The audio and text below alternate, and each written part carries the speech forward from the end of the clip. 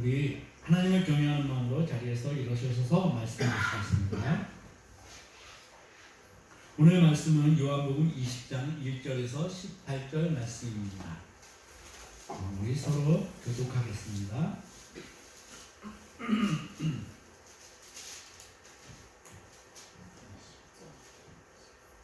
20장 1절부터 18절 말씀입니다. 제가 먼저 읽겠습니다. 안식 후 첫날 일찍이 아직 어두울 때에 막달라 마리아가 무덤에 와서 돌이 무덤에서 옮겨진 것을 보고 시몬 베드로와 예수께서 사랑하시던 그 다른 제자에게 달려가서 말하되 사람들이 주를 무덤에서 가져다가 어디 두었는지 우리가 알지 못하겠다 하니 베드로와 그 다른 제자가 나가서 무덤으로 갈세. 그리 같이 다름질하던 그 다른 제자가 베드로보다 더 빨리 달려가서 먼저 무덤에 이르러 구부려 세마포 놓인 것을 보았으나 들어가지는 아니하였더니 시몬 베드로는 따라와서 무덤에 들어가 보니 세마포가 놓였고 또 머리를 쌌던 수건은 세마포와 함께 놓이지 않고 딴 곳에 쌌던 그대로 놓여 있더라. 그때 무덤에 먼저 갔던 다른 제자도 돌아가고 믿더라. 그들은 성경에 그가 죽은 자 가운데서 다시 살아나야 하리라 하신 말씀을 아직 알지 못하더라. 이에 두 제자가 자기를 보고 돌아가니라. 마리아는 무덤 밖에 서서 울고 있더니 울면서 구부려 무덤 안을 들여다보니 이유는 두 천사가 예수의 시체를 누웠던 곳에 하나는 머리편에 하나는 발편에 앉았더라. 천사들이 이르되 여자여 어찌하여 우느냐 이르되 사람들이 내 주님을 옮겨다가 어디 두었는지 내가 알지 못함이니이다. 이 말을 하고 뒤로 돌이켜 예수께서 숨어 계신 것을 보았으나 예수이신 줄은 알지 못하더라. 예수께서 이르시되 여자여 어찌하여 울며 누구를 찾느냐 하시니 마리아는 그가 동산지기인 줄 알고 이르되 주여 당신이 옮겼거든 어디 두었는지 내게 이르소서 그리하면 내가 가져가리이다. 예수께서 마리아야 하시거늘 마리아가 돌이켜 히브리 말로 라보니여 이는 선생님이라 말이라. 예수께서 이르시되 나를 붙들지 말라 내가 아직 아버지께로 올라가지 아니하였노라. 너는 내 형제들에게 가서 이르되 내가 내 아버지 곧 너의 아버지 내 하나님 곧 너희 하나님께로 올라간다 하라 하시니 막달라 마리아가 가서 제자들에게 내가 주를 보았다 하고 또 주께서 자기에게 이렇게 말씀하셨다 이르니라.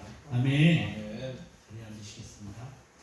할렐루야. 아멘. 사망의 권세에 이기신 예수 그리스도 우리 모두 부활하신 그리스도와 함께 기쁘고 즐거운 그런 복된 날들이 되셨으면 좋겠습니다. 아멘. 할렐루야. 예수 다시 사셨습니다. 할렐루야. 아멘. 아멘. 영광을 받으실 분은 우리 권사님 기도처럼 하나님 아버지 예수 그리스도 성령님밖에 없는 것을 믿으시기 바랍니다. 저는 이 부활절이 참 기억에 남는 게 찬양들을 굉장히 오래 했거든요. 그러다 보니까 부활절 칸타타가 있고 크리스마스 칸타타가 있잖아요. 크리스마스 칸타타는 너무너무 즐거운 칸타타가 거의 됩니다. 네, 근데 부활절의 칸타타는 은혜가 엄청나게 많이 넘치죠. 그런 시간들. 이거는 뭐 그냥 준비를 해가지고 그냥 발표하는 그 순간에 예수 그리스도의 그 십자가 죽음 이것들이 보통 주 재료를 이룹니다. 그러다 보니까 그 죽음이 우리 그 부르는 사람들에게 인입이 된다 그러죠. 그 분위기, 그 상태 이런 것들이 모두 인입이 되다 보니까 은혜를 받는데 어떻게 보면 이게 은혜가 아니라 사실은 그냥 슬픔으로 그죠? 우리의 감정과 이런 것들이 접목이 되다 보니까 정확하게 판단하기에는 은혜가 아닐 수도 있겠다. 그런데 저는 정말 은혜를 많이 받았습니다. 그렇습니다. 우리 참 편안하게 신앙생활하고 있죠. 원래 크리스마스 때는 그 새벽송을 돌아야 됐고 예전에는 지금은 부활절 새벽 예배 해야 되잖아요. 근데 안 하잖아요. 우리도 안 하잖아요. 얼마나 편해졌습니까? 할렐루야. 와, 오늘 아침에는 그래서 일찍 깬 김에 제가 TV는 틀 수가 없고, 왜냐니까 아내가 주무시고 계시기 때문에 TV는 틀 수가 없고, 그래서 밖에 나와서 컴퓨터를 켜서 유튜브를 켰습니다. 예배 실황이라도 좀 보고 싶어서, 부활절 새벽 예배 실황이라도 좀 보고 싶어서 그걸 찾는데 그걸 찾기가 쉽지 않더라고요. 결국은 포기하고 그냥 껐습니다. 지금은 이렇게 한 단위로, 동네 단위로 모여서 부활절 새벽 예배 하는 게 좀 희귀한 일이 된 것 같아요. 네. 부활이 기쁘십니까? 부활이 있어야 되겠습니까? 네, 정말 그러기를 바랍니다.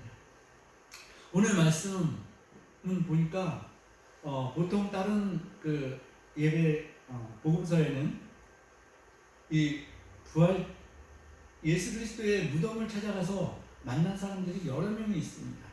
근데 오늘 이 요한복음 20장을 보니까 막달라 마리아에게 포커스가 맞춰져 있습니다. 그래서 오늘은 이 막달라 마리아를 중심으로 해서 예수님을 잃어버렸던 그 탄식, 제목에 그렇게 나와 있는데요. 탄식이 변하여서 탄성으로 전환되는 삶이라는 제목을 가지고 은혜를 받았으면 좋겠습니다. 예수 그리스도께서 장사된 지 3일째 되던 날, 그날도 무덤가를 떠나지 못하고 서성거리던 여인이 있습니다. 이 여인은 예수님이 그렇게도 사랑하시던, 사랑해 주셨던 막달라 마리아입니다. 이 여인은 예수님의 존귀함을 누구보다도 잘 알고 예수님을 깊이 사모했던 여인입니다. 요한복음 12장 3절은 이렇게 이 여인이 예수를 위해 자신의 모든 것을 드렸던 사건에 대해서 이야기합니다. 요한복음 12장 3절을 제가 읽겠습니다.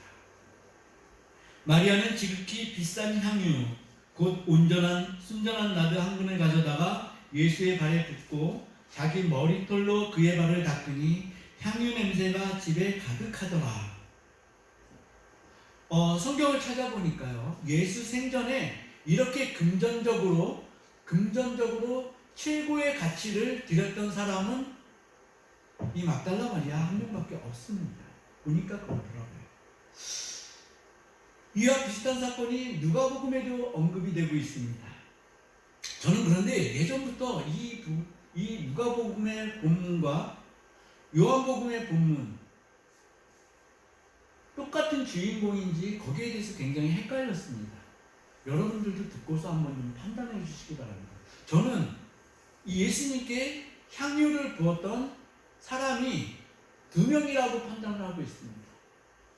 근데 여러분들은 어떠실지 모르겠어요. 이것에 대해서 목사님들이 이렇게 좀 선명하게 얘기를 해주셨으면 좋겠는데 그렇게 말씀을 안 하시더라고요. 판단은 여러분들이 맡기겠습니다. 한번 보시겠습니다. 비교해 보시고 같이 판단해 보십시오. 보십시다. 막달라 마리아는 예수님의 발에 향유를 붓고, 누가복음에 나오는 이 여인은 예수님의 머리에 향유를 붓습니다. 다르죠? 또 다른 점은 막달라 마리아의 향유 부음은 예수의 장례를 기념하기 위해서였다고 나와 있는데, 누가복음의 여인은 자신의 죄를 고백하고 그 행위로 드려졌다라고 나옵니다. 네, 지금은 안 찾으셔도 됩니다. 제가 이제 불러드릴게요. 누가복음 7장 36절에서 48절에 나온 이 여인을 한번 보시겠습니다. 우리 한번 잠깐 찾아보시겠습니다. 누가복음 7장 36절에서 48절입니다. 요게 본문이 좀 길으니까요, 우리 한 목소리로 함께 보실게요. 찾으셨나요? 네, 우리 함께 보시겠습니다. 시작. 한 바리새인이 예수께 자기와 함께 잡수시기를 청하니, 이에 바리새인의 집에 들어가 앉으셨을 때에 그 동네에 죄를 지은 한 여자가 있어 예수께서 바리새인의 집에 앉아 계심을 알고 향유 닦은 옥합을 가지고 와서, 여기 보십시오. 죄를 지은 한 여자. 다르죠? 계속 하시겠습니다. 38절입니다. 예수의 뒤로 발 곁에 서서 울며 눈물로 그 발을 적시고 자기 머리털로 닦고 그 발에 입 맞추고 향유를 부으니 예수를 청한 바리새인이 그것을 보고 마음에 이르되 이 사람이 만일 선지자라면 자기를 만지는 이 여자가 누구며 어떠한 자 곧 죄인인 줄을 알았으리라고는 예수께서 대답하여 이르시되 시몬아 내가 내게 이를 말이 있다 하시니 그가 이르되 선생님 말씀하소서. 이르시되 빚 주는 사람에게 빚진 자가 둘이 있어 하나는 500데나리온을 줬고 하나는 50데나리온을 줬는데 갚을 것이 없으므로 둘 다 탕감하여 주었으니 둘 중에 누가 그를 더 사랑하겠느냐. 시몬이 대답하여 이르되 내 생각에는 많이 탕감함을 받은 자니이다. 이르시되 내 판단이 옳다 하시고 그 여자를 돌아보시며 시몬에게 이르시되 이 여자를 보느냐. 내가 내 집에 들어올 때 너는 내게 발 씻을 물도 주지 아니하였을 때 이 여자는 눈물로 내 발을 적시고 그 머리털로 닦았으며 너는 내게 입 맞추지 아니하였을 때 그는 내가 들어올 때로부터 내 발에 입 맞추기를 그치지 아니하였으며 너는 내 머리에 감람유도 붓지 아니하였을 때 그는 향유를 내 발에 부었느니라. 이러므로 내가 네게 말하느니 그의 많은 죄가 사하여졌도다. 이는 그의 사랑함이 많음이라. 사함을 받은 일이 적은 자는 적게 사랑하느니라. 이에 여자에게 이르시되 내 죄 사함을 받았느니라 하시니. 네, 힘드시죠? 요한복음 12장 1절부터 8절까지 다시 한번 보시겠습니다.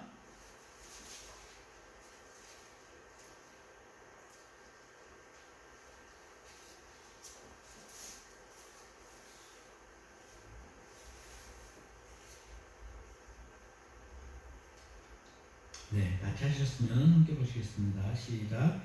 6월절 엿새 전에 예수께서 베다니에 이르시니 이곳은 예수께서 죽은 자 가운데서 살리신 나사로가 있는 곳이라. 거기서 예수를 위하여 잔치할 때 마르다는 일을 하고 나사로는 예수와 함께 앉은 자 중에 있더라. 마리아는 지극히 비싼 향유 곧 순전한 나드 한 근에 가져다가 예수의 발에 붓고 자기 머리털로 그의 발을 닦으니 향유 냄새가 집에 가득하더라. 제자 중 하나로서 예수를 잡아줄 가롯 유다가 말하되 이 향유를 어찌하여 300데나리온에 팔아 가난한 자들에게 주지 아니하였느냐 하니 이렇게 말하면 가난한 자들을 생각함이 아니요 그는 도둑이라. 붕괴를 막고 거기 넣는 것을 훔쳐가미로라. 예수께서 이르시되 그를 가만두어 나의 장래할 날을 위하여 그것을 간직하게 하라. 가난한 자들은 항상 너희와 함께 있거니와 나는 항상 있지 아니하니라 하시니라. 아멘. 누가복음의 여인과 막달라 마리아의 특이한 차이점이 있습니다. 누가복음의 여인은 엄청나게 울면서 향유를 드립니다. 아마 예수 그리스도를 만났을 때 자신의 죄가 생각나고 그러지 않았을까 싶습니다. 이에 비해 막달라 마리아는 자신에게 있는 가장 고결하고 값비싼 것으로 예수를 섬기고 싶은 마음에 그것도 예수의 발에 그것을 붓습니다. 발에 왜 발에 부었을까라고 제가 생각을 해보았습니다. 그랬더니 두 가지 생각이 나더라고요. 하나는 세상에서 아무리 값비싼 것이라도 예수님의 발 언저리에도 미치지 못할 것, 그런 것을 얘기하는 게 아닐까라는 그런 생각이 들었고요. 또 하나는 예수님의 사역이 그처럼 고귀한 것이라는 그 표현일 수도 있겠다라는 생각이 들었습니다. 누가복음에서는 죄 사함의 대가를 말씀하신 예수님이 막달라 마리아는 자신의 동역자로 인정하시는 모습을 볼 수 있습니다. 오늘 본문의 막달라 마리아는 자신의 전 생애를 바쳐 예수를 깊이 사랑했습니다. 막달라 마리아가 어떻게 이렇게나 예수 그리스도를 이렇게 깊이 사랑할 수 있었을까요? 자신의 전 생애를 어떻게 예수 그리스도를 사랑하는데 사용할 수 있었을까요? 그녀는 예수님이 십자가에 달리실 때 옆에 있었고, 장례를 위해서 예수를 옮길 때 장례 행렬을 따라갔고, 또 예수님을 무덤에 묻을 때 그 자리에 있었습니다. 그리고 그 무덤가를 떠나지 못하고 서성거리고 있었습니다. 그녀에게 예수님은 생명의 빛이었으며, 그때 당시 유대 그 사회에서 여자에게 그렇게 친절하게, 그렇죠? 그렇게 고결하게 대해준 사람은 예수 그리스도밖에 없었다는 말씀입니다.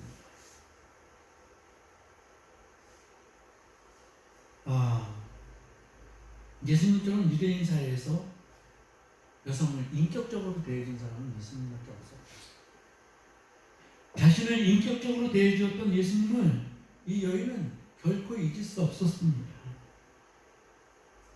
요한복음의 저자는 막달라 마리아에게 나타난 예수님을 극적으로 묘사하고 있습니다. 어떻게 묘사하고 있느니까요, 오늘 본문 11절과 14절을 한번 보시겠습니다. 11절 한번 보겠습니다. 마리아는 무덤 밖에 서서 울고 있더니 울면서 구부려 무덤 안을 들여다보니, 이렇게 울고 있는 마리아인데요, 14절을 보니까요, 이 말을 하고, 이 말은 무슨 얘기인지 아시죠? 그 앞절이 나와 있습니다.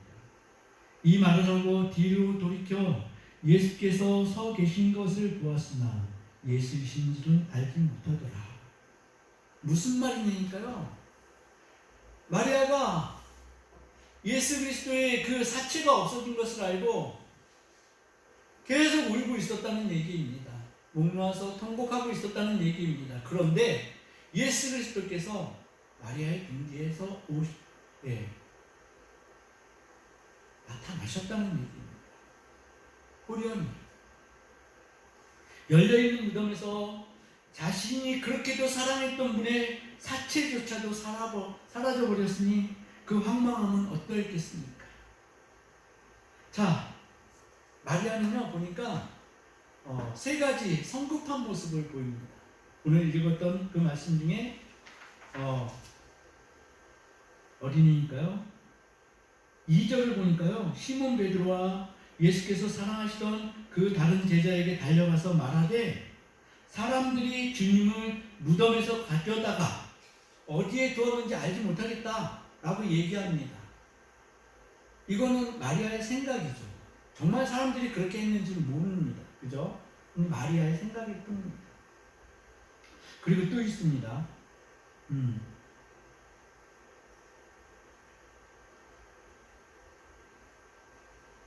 어디일까요?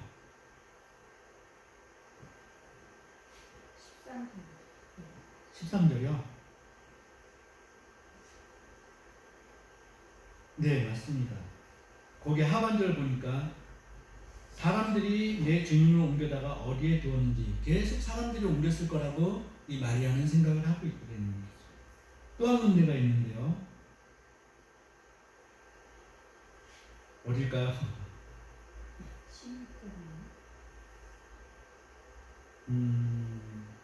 그 전인 것 같아요.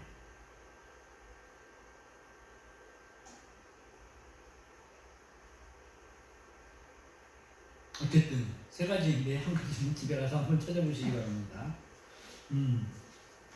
세 가지의 어떤 그 성급함을 보여주기도 했는데, 막달라 마리아처럼 그 무덤을 계속해서 서성거리던 여인이 없었다. 아니, 남자도 없었다. 막달라 마리아가 예수님이 3일 뒤에 부활하신다는 것을 알고 무덤가를 서성거린 것 아니었습니다. 그 누구도 그렇게 믿지 못했습니다. 예수님의 제자들조차도. 그녀에게 예수님은 그저 생명의 빛이었기 때문에 그 자리를 떠날 수가 없었다는 얘기입니다. 자, 그런데 그렇게 울고 있던 마리아 뒤로 예수 그리스도께서 나타나십니다. 그리고 그분의 사치라도 찾고 싶어서 안절부절하던 그 마리아에게 예수님이 부르십니다. 마리아야. 저는 마리아에게 이 음성 한마디면은 충분하다라는 생각이 들었습니다. 저에게도 이 음성 하나면은 충분할 것 같습니다. 명규야. 예수님이 우리의 이름을 이렇게 불러주신다면, 그쵸? 얼마나 감사하겠습니까? 얼마나 기쁘겠습니까? 얼마나 놀랍겠습니까? 혹시 이럴 수도 있습니다. 너무 놀라서 죽었을 수도 있습니다. 깜짝 놀랐어요. 예수님이 우리의 이름을 지금도 이렇게 부르시고 계시지 않겠습니까? 이 음성 하나는 충분하다. 저는 이렇게 고백하고 싶습니다. 예수님께서 영규야, 기순아 이렇게 부르면 이 음성 속에는 너무나 많은 것들이 포함되어 있을 것이에요. 내가 너를 잘 안다. 내가 너를 보고 있다. 너의 아픔을 통해서 나에게 드려지는 그 기도는 그 어떤 시인의 말처럼 이미 나에게로 와서 꽃이 되어 있다. 자, 예수 그리스도께서 이렇게 마리아야 하고 불렀더니 마리아는 어떻게 해요? 라피세요? 하고 황급하게 다가가서 예수 그리스도를 붙잡으려고 합니다. 그랬더니 예수님은 참 매정하시다 그럴까요? 아니면은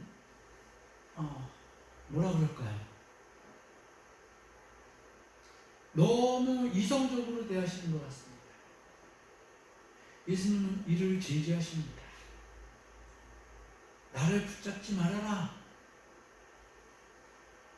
자, 이거를 다시 번역을 하면은요, 나에게 매달리지 말아라 라고 번역할 수 있다고 얘기합니다. 마리아는 예수 그리스도께서 다시 부활하셨는데 그 전과 같은 그 정을 나눌 수 있는 그 존재로 예수 그리스도를 대했던 것입니다. 그 관계가 복원될 것이라는 기대감을 가지고 예수 그리스도를 붙잡으려 했다는 그러한 말씀이죠. 그런데 예수님은 그렇지 않으셨습니다. 붙잡지 말아라. 매달리지 말아라. 내가 아직 아버지께로 올라가지 않았다. 아버지께 올라가고 다음에 다시 올 때 그때는 매달려도 되고 붙잡아도 될 것입니다. 그런데 아직 예수의 그 상황은 완전히 그 부활로 종결된 게 아니었다는 얘기입니다. 그런데 참 재밌는 얘기가 있습니다. 예수님이 제자들에게 나타나셨죠? 그래서 제자들이 예수님을 만났습니다. 부활하신 예수님을 만나고 주님이시군요. 그때 주님이 도마에게 또 나타나셔서 뭐라 그러셨습니까? 내 손에 못자국을 만져라. 내 몸에 그 창자국 이런 것들 만져라 라고 얘기를 하셨습니다. 자, 마리아에게는 나를 붙잡지 말아라 라고 말씀하셨는데 제자들에게는 만져봐라 라고 말씀하십니다. 분명히 차이가 있죠. 자, 제자들에게는요, 자기가 부활하셨다는 것, 그것을 확인시켜 주시기 위해서 만져봐라 라고 말씀하셨다는 그러한 내용입니다. 이 내용은 존 스토트라는 사람이 한 내용입니다. 제자들에게 만져보라고 하신 것은 자신이 예수인지 확인시키려는 뜻이고, 막달라 마리아에게 붙잡지 말라는 것은 그녀의 행동이 이전과 같은 상태로 되돌리고 싶은 인간적인 욕구가 있었기에 잘못됨을 이야기했다고 말하고 있습니다. 예수 그리스도는 어디에 계실까요? 참 바보 같은 질문이죠. 어디로 가야 예수 그리스도를 만날 수 있을까요? 교회 오면 만날 수 있을까요? 예수님이 우리를 초대하고 있는 곳이 있습니다. 성경을 보니까요, 예수님은 골방으로 우리를 초대하고 있습니다. 네, 골방으로 초대하고 있습니다. 골방에 가서 뭐 해야 돼요? 기도하시라. 네. 기도의 시간을, 물리적인 시간을 여러분들이 따로 떼어놓기를 바랍니다. 그래서 정해진 시간에 골방에 들어가셔서 예수님을 찾으시고 예수님을 만나시는 그러한 시간들, 네, 그것이 우리의 영적인 생활을 풍성하게 만들어 줄 것입니다. 또 한 가지, 예수님께서 잘 다니시는 곳이 있는 것 같습니다. 어디셨니까요? 낮은 곳에 임하셨던 예수님은 가난한 사람들, 병든 사람들, 갇힌 사람들에게 필요합니다. 여러분들은 가난합니까? 솔직하게 말해보세요. 가난합니까? 너무 부자입니다. 그죠? 너무 부자입니다. 병이 들었습니까? 네, 병든 사람이 있습니다. 또 생활에 염려로 압박받고 있으니까 그럴 수 있죠. 앞으로 뭘 해야 될지. 네. 이것을 온전하게 되돌릴 수 있는, 온전한 자리에 올려놓으실 수 있으신 분은 오직 예수 그리스도밖에 없음을 믿으시기 바랍니다. 우리의 능력이 굉장히 많은 것 같아요, 평소에는. 그죠? 그런데 삶의 어떤 그 벽에 딱 부딪히면은 우리는 너무 보잘것없는, 정말 인간에 불과하구나, 이걸 깨닫게 되는 순간이 오더라는 얘기입니다.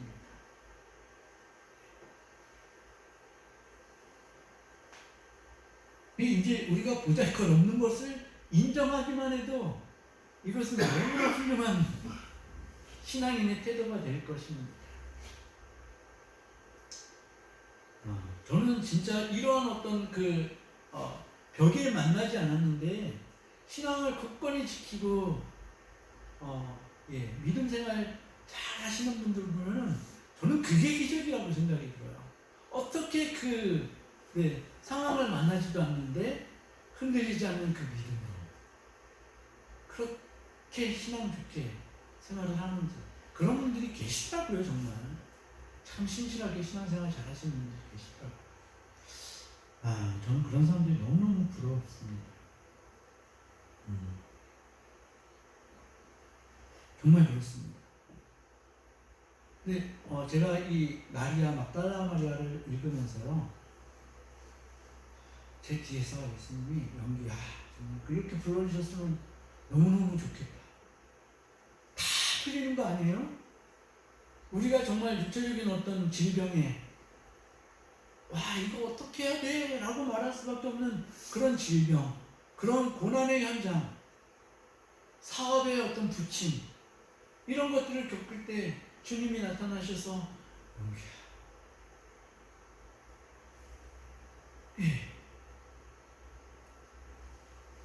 그러면 모든 상황이 다 달라질 텐데 말입니다. 근데 오늘 불렀던 그 찬양 있지 않습니까? 주의 피, 주의 피. 이 찬양 꽤 오래전에 발표된 찬양 같은데요, 최근에 들었어요. 극동방송을 듣다가 갑자기 이 찬양이 흘러나오는데 찬양이 은혜롭더라고요. 다가오더라고요. 근데 정말 주의 피 때문에 내가 죽고, 주의 피 때문에 우리가 살고, 진정한 생명은 예수 그리스도의 보혈 안에서 완성되어진 것을 믿으시기 바랍니다. 이 찬양을 계속해서 부르다 보니까요,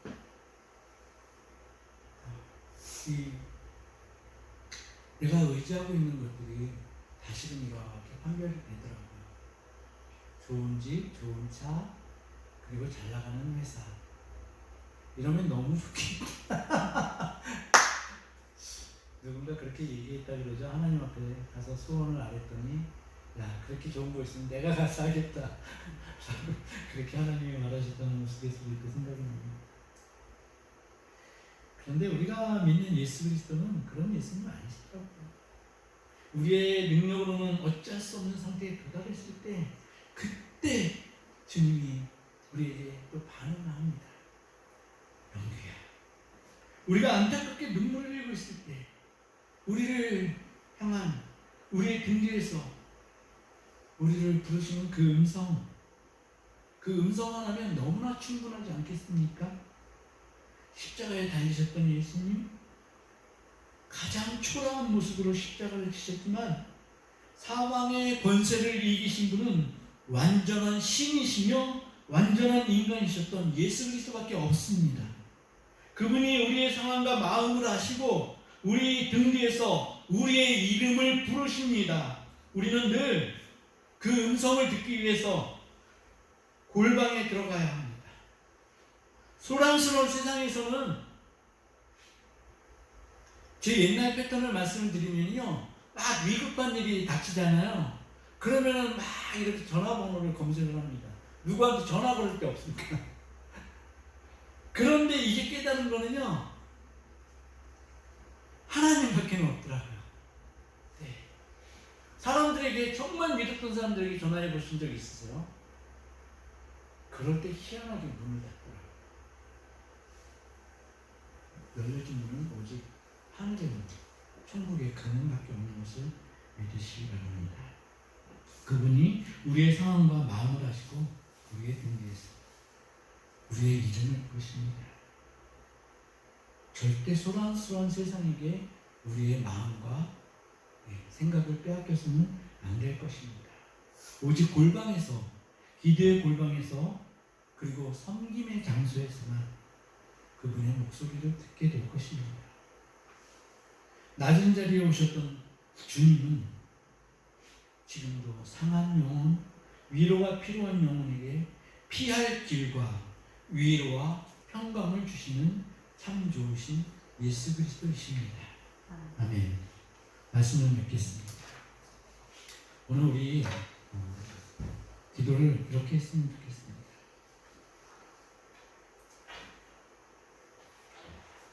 주님, 이제 우리가 예수님의 발에 향유를 붓고 우리의 모든 것, 우리의 정말 가장 소중한 것 예수님께 붓고 주님만 따라가겠습니다. 주님만 붙잡겠습니다. 우리의 전 생애를 바쳐서 예수 그리스도만 사랑하기를 바랍니다. 예수 그리스도를 정말 깊이 사랑하시는 저와 여러분들 되셨으면 좋겠습니다. 우리 주님, 제가 예수를 더 깊이 사랑하겠습니다. 이 한 가지 제목 가지고 기도하시겠습니다. 주님 한번 부르시겠습니다. 주님!